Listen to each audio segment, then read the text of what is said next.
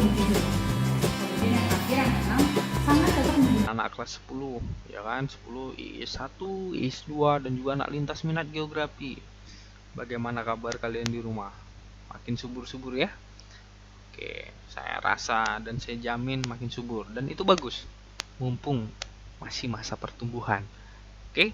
Nah, hari ini kita akan lanjut ke materi terakhir kita di pembelajaran geografi, yaitu mengenai dinamika dan dampaknya bagi kehidupan ya kan pada lapisan hidrosfer ya kan, lapisan air ya kan, simpelnya seperti itu. Oke, kita langsung masuk ke KD-nya. Oke, ada 2 KD dalam topik ini ya kan. Pertama, menganalisis dinamika hidrosfer dan dampaknya terhadap kehidupan. Yang kedua, menyajikan proses dinamika hidrosfer menggunakan peta, bagan, gambar, tabel, grafik, video, dan atau animasi. Nah, ini nanti yang kamu kerjakan di rumah. Oke, yang ketiga, kamu enjoy lah presentasi pengajaran dari saya. Yuk, kita mulai. Oke, sebelum kita lanjut, nah kamu simak dulu ya video mengenai bumi, ya kan. Nah, oke, ini gambar bumi dari luar angkasa, ya kan. Nah, oke, perhatikan, coba perhatikan ya kan, warna paling banyak dari bumi kita itu apa, paling besar itu apa, dan nanti identifikasi itu apa ya kan. Nah, oke, kita putar. Nah ya kan, warna dominasinya apa sih? Biru, hijau ya kan. Wah, ada yang coklat, oke, nah, ada yang putih ya kan. Nah, dan lain-lain sebagainya, banyak warna. Sekarang kita perdekat.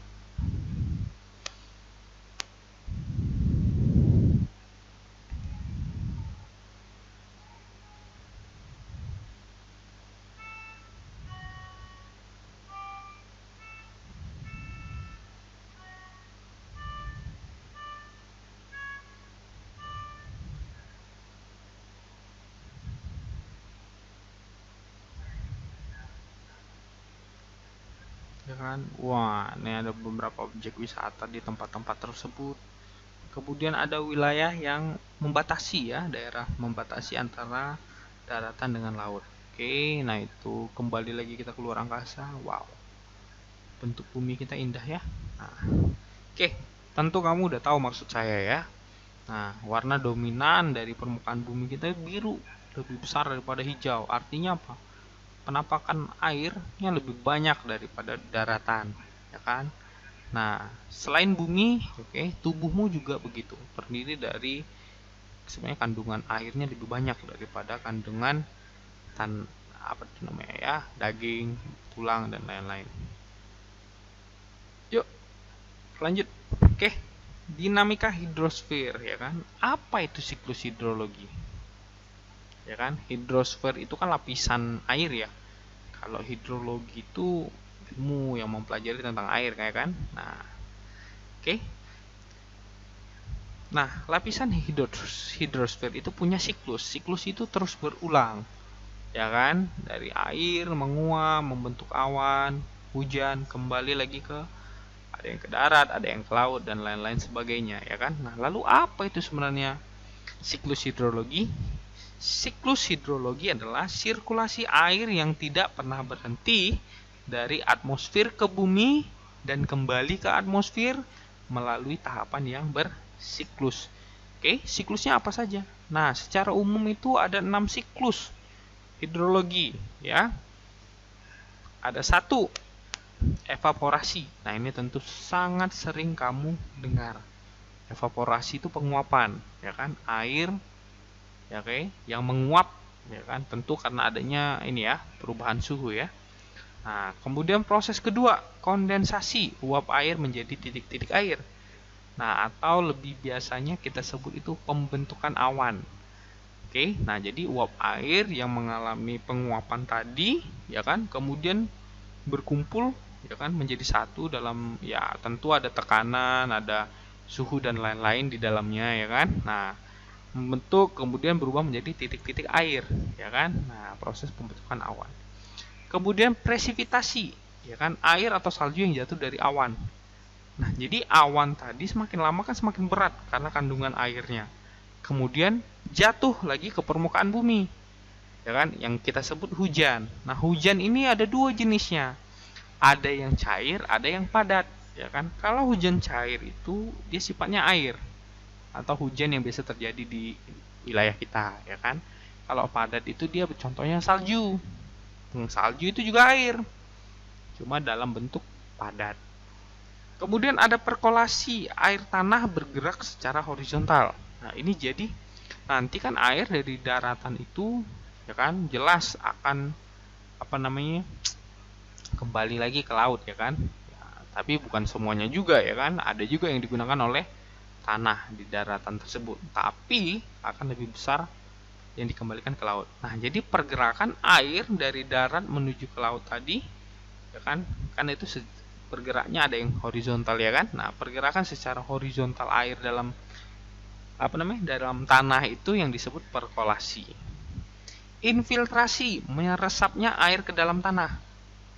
Oke, nah jadi air hujan itu kan tidak hanya jatuh langsung ke air lagi, ya kan, tapi ada yang ke darat juga, ya kan, karena hujan nggak bisa memilih mau turun di mana, ya kan. Nah, ada yang ke darat, ke tanah, ya kan, ke tumbuhan. Oh, ini lebih spesifik ke tanah, ya kan. Nah, ke tanah lalu masuk ke dalam tanah, ya kan. Nah, baru yang keenam ada intersepsi, air yang jatuh di atas vegetasi yang diserap oleh vegetasi tersebut. Nah, ini misalnya air yang jatuh di daratan, ya kan, kemudian terkena tumbuhan dan tumbuhannya itu menyerap air tadi, ya kan. Nah, tumbuhannya menyerap air tadi kan untuk proses apa? Fotosintesis, ya kan. Nah, begitu. Jadi Tuhan ciptakan semua siklus yang ada, ya kan, terutama untuk siklus air itu benar-benar mendukung, ya kan, untuk manusia dan juga tumbuhan, hewan juga, ya, nah, untuk hidup dan beradaptasi dengan lingkungannya, ya kan. Wah, keren banget. Yuk, siklusnya sudah, sekarang kita masuk ke perbedaan siklusnya, ya kan. Nah, siklus hidrologi secara umum dibagi jadi 3 siklus. Ada siklus pendek, siklus menengah, siklus panjang. Kalau siklus pendek itu hanya misalnya ada laut, ya kan, wilayah laut, airnya menguap, membentuk awan, ya kan, kemudian awannya tadi menjadi berat karena uap-uap air, titik-titik air, ya kan, kemudian jatuh. Hujan lagi ke wilayah yang sama. Ya kan, jadi hujannya di situ-situ aja.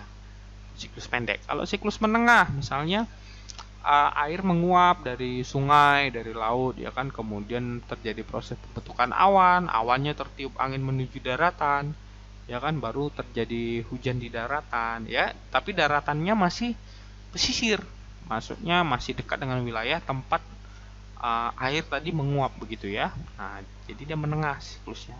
Siklus panjang, nah ini siklus yang airnya sudah bisa sampai ke wilayah lain, ya kan, awannya sampai wilayah lain atau wilayah dengan di daratan yang lebih tinggi, ya kan. Nah, dia masuknya ke dalam siklus yang lebih panjang. Oke, kita masuk ke jenis-jenis air nih, ya kan. Jenis air pertama yang akan kita pelajari air tanah. Jadi air tanah ini berbicara tentang air di dalam permukaan tanah, ya kan.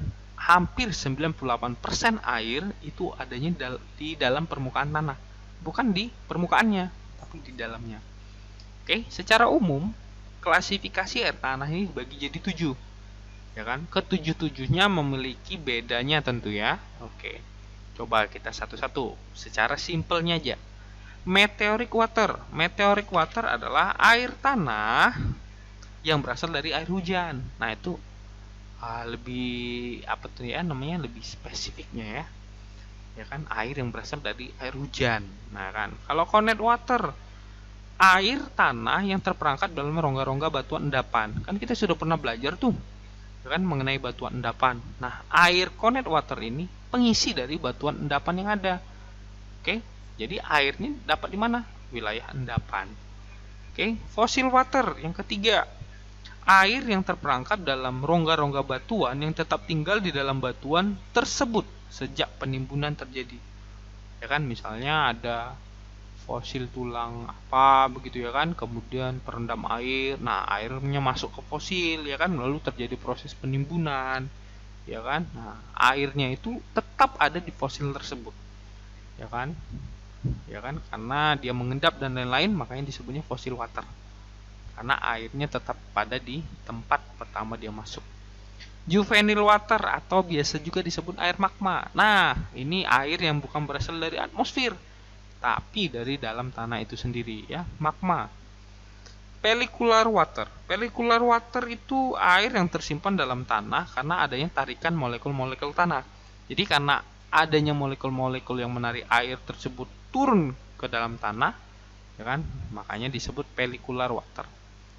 Phreatis water. Phreatis water adalah air tanah yang berada di antara air permukaan dan lapisan kedap air.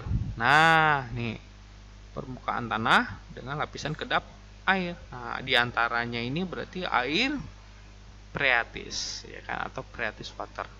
Sedangkan artesian water, air yang berada di antara dua batuan yang kedap air sehingga dapat menyebabkan air tersebut memiliki tekanan, ya kan. Nah, biasanya kalau untuk sumur-sumur bor itu ambilnya dari artesian water atau biasa juga disebut air tanah dalam. Kan ini airnya yang jernih untuk diminum dan dia punya tekanan, ya kan. Nah, jadi ini bisa mendorong air dari dalam itu menuju ke permukaan, ya kan. Nah, sebenarnya bisa, tapi kenapa dibantu mesin supaya lebih besar tekanannya, supaya airnya sampai ke permukaan, ya kan. Kalau nggak pakai mesin dia nggak sampai permukaan. Oke, itu air tanah. Nah, air sungai. Berbicara tentang sungai, lekat kaitannya dengan kehidupanmu sehari-hari, ya kan. Sebagian besar dari kamu itu justru bergantung ke sungai, ya kan, untuk mandi, masak, mencuci, apa lagi, cuci motor, ya kan. Nah, semua pakai air begitu. Mandi, berenang dan lain-lain butuh air, ya kan. Nah, air sungai berdasarkan klasifikasinya, air sungai itu ada 3 dia: sungai hujan, sungai campuran, sungai gletser. Dari ketiga-tiganya, sungai campuran dan sungai gletser mungkin yang belum kita lihat.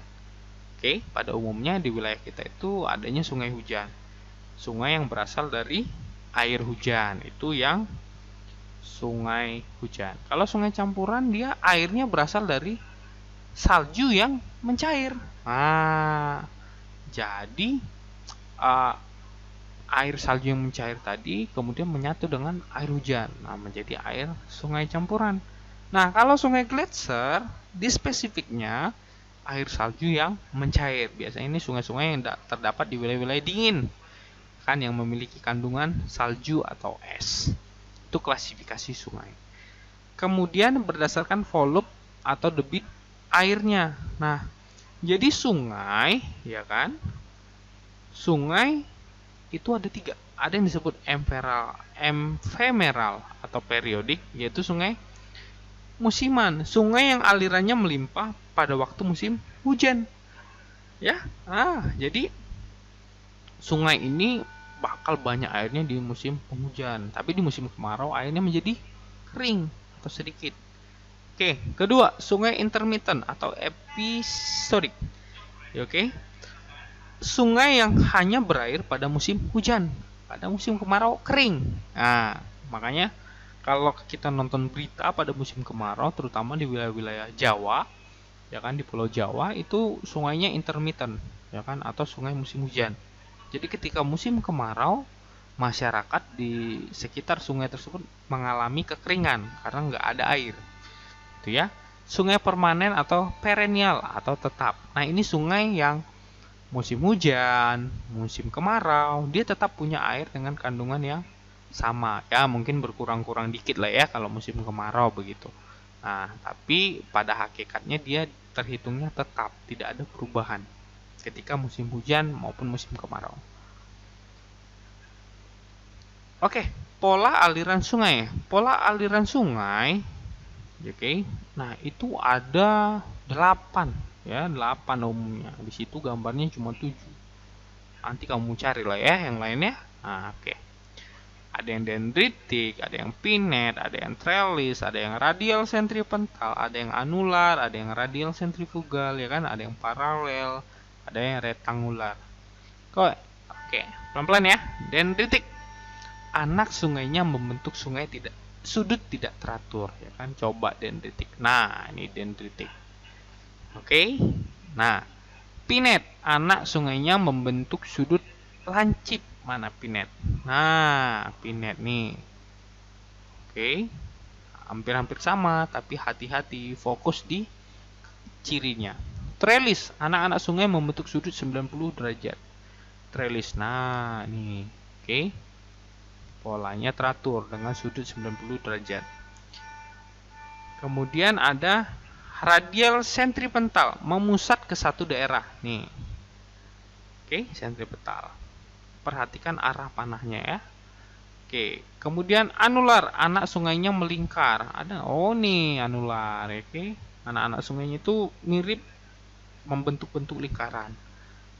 Oke, kemudian radial sentrifugal, pola aliran menyebar. Nih, kalau sentripetal panahnya ke dalam, sentrifugal panahnya keluar. Dari satu ke banyak tempat. Kalau tadi dari banyak tempat ke satu. Oke, lalu kita masuk ke rektangular, pola pada daerah patahan. Nah, ya kan bentuknya seperti ini. Jadi mengikuti bentuk patahan atau apa namanya itu bentuk permukaan buminya ya kan. Paralel, pola pada daerah luas dan miring. Nah, ini kebanyakan itu berada di wilayah-wilayah yang punya wilayah miring. Jadi seperti membentuk paralel begitu ya. Nah, itu pola aliran sungai. Oke, air sungai selesai. Nah, kita akan masuk ke meander dan delta. Tapi sebelumnya, tadi kan kamu udah siapkan air ya kan? Nah, kamu minum dulu supaya konsentrasinya tetap terjaga ya. Saya juga minum dulu bentar. Oke, kita lanjut ke meander. Meander dan delta. Meander, aliran sungai berkelok-kelok, membentuk sudut 180 derajat, ya kan? Terjadi akibat erosi. Nah, ini bentuknya, bentuk sungai ya kan. Nah, kalau meander itu lebih melengkung-lengkung dia ya kan. Nah, kamu cek gambar ini, lihat melengkung. Oke, kalau yang biasa kita lihat itu sungai Amazon ya dari udara. Nah, itu juga melengkung-lengkung dia, meander. Nah, ini karakteristiknya. Kemudian ada delta. Delta ini endapan batuan, pasir, kerikil dan lumpur. Letaknya di muara sungai. Nah, nih, ini kan sungai nih. Ini laut, ya kan? Nah, di wilayah pesisir laut inilah terjadi delta. Disebut delta, ya kan? Disinilah tempat-tempat ada pasir, batu, lumpur itu menyatu jadi satu. Pernah main ke daerah delta ya? Pasti pernah sih kamu. Oke, yuk. Meander delta selesai. Sekarang das, daerah aliran sungai. Wilayah daratan yang menerima, menampung, dan menyimpan air hujan untuk kemudian dialirkan ke danau atau laut satu sungai utama. Jadi, ya kan, dia ini terdapat dalam satu cakupan wilayah yang luas, yang lebih besar. Ya kan, kemudian banyak sungai, ya kan, nih ada yang kamu lihat akar-akar ini ya, seperti akar ini. Banyak sungai yang mengalirkan airnya ke satu sungai. Ya kan? Atau kita sebut aja sungai utama. Nah, nanti sungai utama inilah yang akan membawa air tersebut ke laut. Begitu ya. Nah, itu yang disebut das. Das ini banyak juga digunakan ya kan untuk daerah-daerah yang ingin memiliki misalnya pembangkit listrik, sehingga nanti di wilayah-wilayah tertentu akan dibangun bendungan. Karena dia punya banyak sungai kan, artinya dia punya kandungan air yang besar nantinya. Ya kan, nanti untuk dijadikan pembangkit listrik tenaga air bisa juga, sebagai cadangan air juga bisa. Oke, lanjut ke danau. Oke, air tanah sudah, air sungai sudah, meander dan delta sudah, ya kan. Kemudian kita akan masuk ke danau. Danau, kamu pasti pernah ya kan main ke danau ya. Kalimantan juga ada kan. Nah, jadi danau pada umumnya ini ada 7 jenis ya. Oke, ada danau tektonik, danau vulkanik, danau tektovulkanik, danau kars atau dolina, danau glasial, danau bendungan, dan danau buatan. Sama seperti klasifikasi dari air sungai, ya kan? Nah, danau juga punya klasifikasinya, ketujuh-tujuhnya. danau tektonik ya, sesuaikan dengan materi sebelumnya ya, tektonik ya. Nah, danau akibat patahan atau tektonik atau gelombang dalam tanah ya, getaran. Nah, contohnya ada Danau Poso, Danau Anau. Oke, danau vulkanik, danau akibat letusan gunung api, vulkanik, vulkanisme ya kan. Danau Kerinci, danau kawah ijen di Jawa. Danau tektovulkanik terjadi akibat tektonik dan vulkanik. Nah, jadi gabungan dia, ya kan? Nah, ini ada Danau Toba. Danau Kars atau Dolina, danau daerah kapur, contoh Gunung Kidul, ya kan? Ini danau yang terdapat di wilayah-wilayah dengan kandungan kapur yang besar. Danau glasial, danau akibat erosi glasial atau es, ya. Nah, ini nggak ada di Indonesia, adanya di luar. Ada Michigan dan Ontario, ini ada di Amerika dan Kanada. Danau bendungan terjadi karena sungai terbendung oleh lava. Oke, nah ini bukan danau yang sengaja dibendung ya, bukan. Ini alami dia, tapi akibat lava yang mengeras. Kan? Nah, ada danau Tondano ini di Sulawesi. Danau buatan, danau yang dibuat oleh manusia. Oke, nah ini baru buatan manusia. Ya kan, contoh PLTA, ya kan jadinya PLTA, nggak boleh sembarangan bendung-bendung. Seguling dan Cirata gitu ya. Nah, itu disebut danau. Kita lanjut lagi ke rawa. Oke. Nah, rawa Kalimantan juga banyak tuh rawanya ya kan. Nah, mungkin beberapa daerah di tempat kamu juga punya rawa ya. Nah, itu juga termasuk salah satu cadangan air sebenarnya. Jadi bagus itu daerah yang punya rawa. Daerah yang tergenang air dapat bersifat musiman ataupun permanen dan ditumbuhi oleh berbagai vegetasi. Nah, kelebihan rawa ini dia punya vegetasi yang lebih banyak biasanya. Karena di atas permukaan air juga tumbuhan bisa hidup gitu ya. Berbeda dengan air di danau, ya kan, atau air sungai. Ya kan, yang vegetasinya lebih banyak itu di wilayah sekitarnya. Kalau rawa ini hampir ke semua wilayahnya.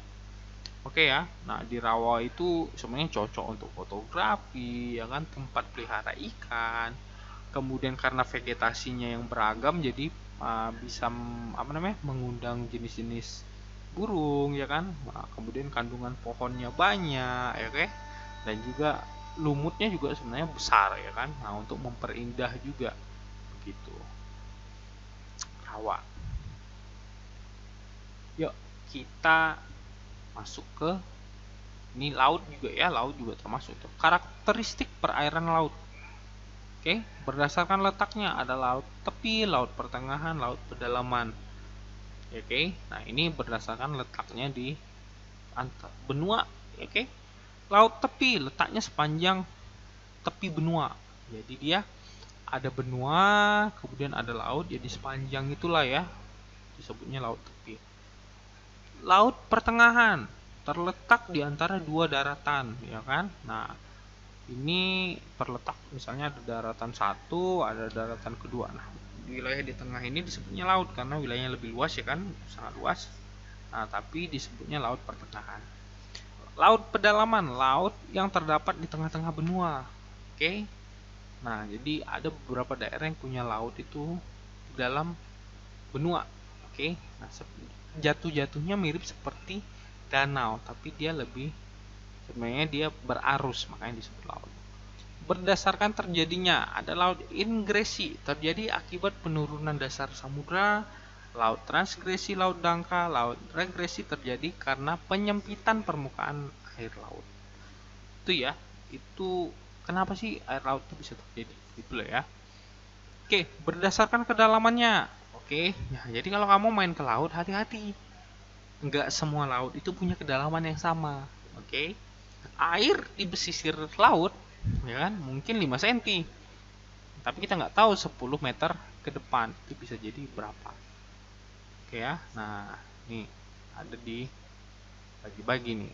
Oke, nah ada 4 zona umum nih kalau kita berbicara tentang kedalaman laut. Zona literal, zona antara garis air surut sungai, air surut dengan air pasang. Oke ya, nih zona literal. Nah, oke, ini dia. Kemudian zona netritik, zona yang memiliki kedalaman 200 meter. Ya, 200 meter ke 0 meter lah ya, itu wilayahnya zona netritik. Zona batial, zona laut yang memiliki kedalaman 200 sampai 1800 meter. Ini batial. Oke, paling rendah 1800, paling dangkalnya 200. Ya kan? Zona abisial. Nah, ini pasti lebih dalam nih daripada zona batial ya. Karena di atas 1800 meter. Oke, itu laut. Ya kan? Nah, relief dasar laut. Ya, oke. Kalau kita berbicara tentang relief dasar laut, sudah pasti kita akan pelajari apa? Bentuk dan struktur dasar lautnya seperti apa. Ya kan? Kemudian ada gunung maupun palung laut. Jadi dalam laut juga ada gunung, nggak cuma di permukaan bumi. Oke, ada juga gunung api juga ada di permukaan laut. Berdasarkan kedalaman lautnya tadi ya, seperti yang pertama itu kalau kita berbicara tentang relief dasar laut begitu ya. Nah, kalau kamu lihat gambarnya, oke, ini ada di luar, kemudian yang biru ini laut. Nah, di dalamnya juga banyak terdapat jenis-jenis tertentu ya, oke. Nah, ada yang gunung ya kan, ada yang apa tuh namanya, ada yang palung dan lain-lain sebagainya, banyak hal di dalam. Karang juga ya kan. Oke, terakhir kita berbicara tentang arus laut dunia. Nah, jadi kalau tadi kan kalau kamu lihat video yang bumi tadi ya kan, hampir lebih besar yang pasti dari daratan ya kan, itu isinya laut ya kan. Nah, kemudian laut ini kan pasti berarus atau lapisan atmosfer hidrosfer ini punya siklus atau arah begitu ya, arah pergerakannya.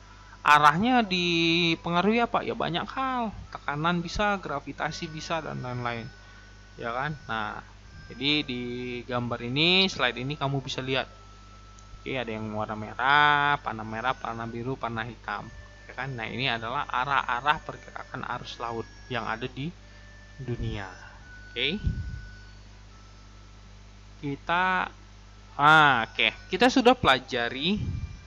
Kita sudah pelajari semua mengenai lapisan hidrosfer. Saya harap kamu bisa pahami dengan perlahan-lahan saja, jangan terburu-buru, pahami satu-satu. Oke, kalau kamu tidak jelas, kamu bisa tanyakan di kolom komentar nanti ya di videonya. Nah, kalau kamu butuh referensi, ya kamu bisa coba cari sendiri, browsing sendiri, atau juga bisa bertanya juga sih, ya kan, di kolom komentar video yang ada nanti. Nah, saya harap pembelajaran ini bisa membantu kamu untuk memahami ya kan mengenai dinamika hidrosfer. Kenapa lapisan ini penting bagi kita? Oke, saya rasa sudah tersampaikan dengan baik. Kenapa air itu penting? Betul ya? Nah, yang terakhir saya mau kasih tugas untuk kamu di rumah. Tugasnya sederhana. Jadi, kamu perhatikan langkah-langkah berikut ya.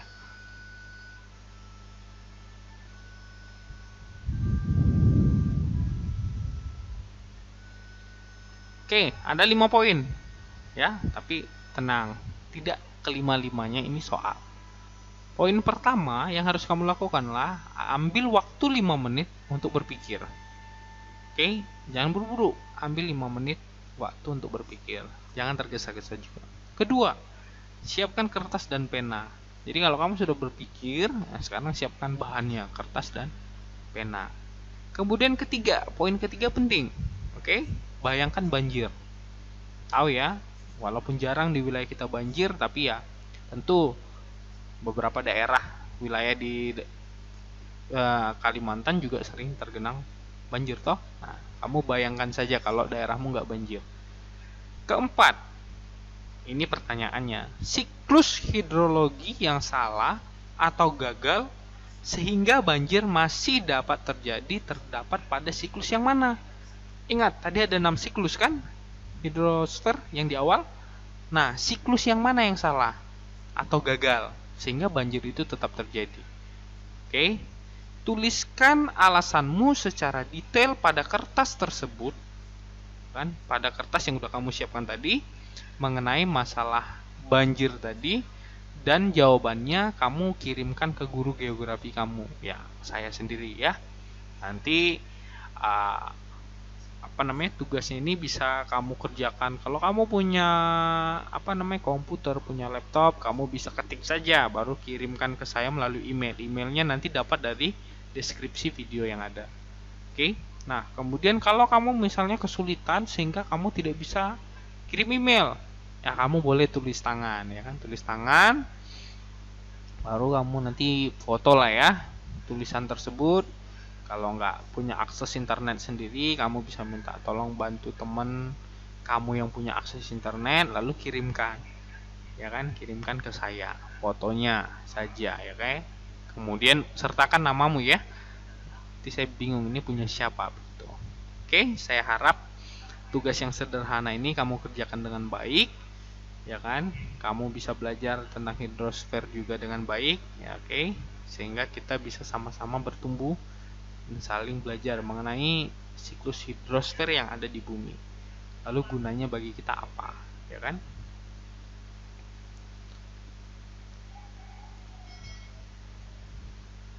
It always seems impossible until it's done. Semua itu kelihatan mustahil, ya kan? Sampai kita benar-benar menyelesaikannya. Oke, kalau kita udah selesaikan, kita bisa bilang itu possible, not impossible. Ya guys, sama seperti yang sedang kita kerjakan sekarang. Oke, nampaknya nggak mungkin untuk bisa ketemu kamu dalam waktu yang singkat, tapi kita bisa lakukan sesuatu yang bisa buat kamu tetap paham, tetap tahu mengenai perkembangan yang kita alami bersama-sama. Oke, nah kerjakan tugasmu dengan baik, pelajari materi-materi yang ada dengan baik.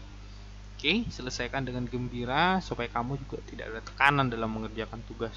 Toh sudah di rumah, ya kan? Kalau di sekolah kan pengennya di rumah, sekarang udah di rumah, harusnya sukacita untuk belajar. Oke, ya sekian video pembelajaran mengenai lapisan hidrosfer di kelas geografi kita. Nah, jadi belajarlah dengan tekun, tetaplah semangat.